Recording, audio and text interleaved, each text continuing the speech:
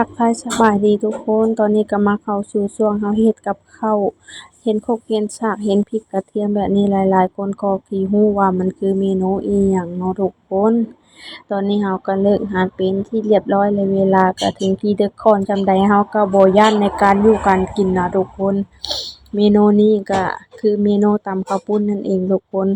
อันดับแรกสามีก็กรีดปาดหมากเล่นลงไปก่อนตามด้วยหมากนาวเด้อทุกคนเฮามักส้มเฮาก็ใส่ส้ม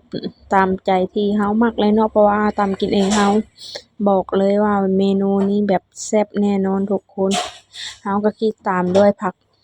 บุ้งที่เฮาเอาไปลวกอันนี้มันบ่แม่นผักบุ้งนาเด้อทุกคนมันเป็นผักบุ้งที่เขาใส่เย็นตาโฟตอนนี้เฮาก็เสร็จสิ้นเป็นที่เรียบร้อยแล้วเป็นจั่งใดหน้าตาผ่านอยู่บ่ทุกคนบอกได้เลยว่ากินคำแรกเข้าไปผู้ใดเห็นคลิปนี้ตอนจากหมู่เม้นต์มาบอกสามีหน่อยเด้อทุกคน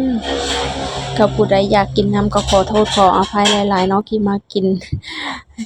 ให้เห็นตอนดึกตอนเช้าเป็นจั่งใดก็ตาแจ้งตาสว่างจังค่อยกันหากินเด้อทุกคนเด้อแต่ตอนนี้สามีขอกินก่อนเพราะว่าอยากกินแรงว่าสิกินกลางเว้นแล้วแต่ลูกค้าหลายก็เลยบ่มีเวลากินก็เลยอดไว้กินตอนเลิกงานเพราะว่าถ้าเฮากินไปนำลูกค้าเข้าไปนำเฮาก็สิกินบ่แซ่บเด้อทุกคนถ้าเฮาเลิกงานแล้วเฮาได้นั่งกินแบบสมใจเฮาบ่มีผู้ใดที่มารบกวนเฮากินแบบสมใจเฮาเลยนั่งดนปานใดก็ได้บ่ต้องมาระหวาดระแวงว่าลูกค้าสิเข้ามาบ่ตอนเฮากินข้าวกินน้ำก็คือสบายใจเลยทุกคนหลังจากเฮาเลิกงานแต่ละมื้อก็สิประมาณนี้แหละทุกคนเฮาก็เฮ็ดกับข้าวกินเพียงแล้วเฮาจังสิพากันกลับห้องไปนอนพักผ่อนเพราะว่าเฮาบ่ได้เอากับข้าวไปกินอยู่ห้องเนาะเพื่อหยังเพราะว่าเฮาขี้คร้านล้างจานนั่นเองทุกคน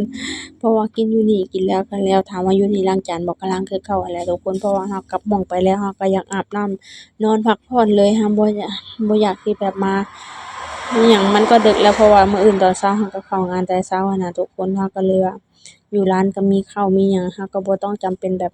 เอาไปกลับฮอดห้องดอกเพื่อเฮาสิมื้อฮอดห้องเพื่อเฮาสิได้กินมันก็คือช้าเวลามันก็สิดึกค่อนไปเวลาพักผ่อนเฮามันก็สิน้อยลงถ้าเฮากินอยู่ร้านกินแล้วเพียงแล้วเมื่อฮอดห้องเฮาก็อาบน้ำแล้วเฮาก็เข้านอนพักผ่อนได้เลยเนาะทุกคน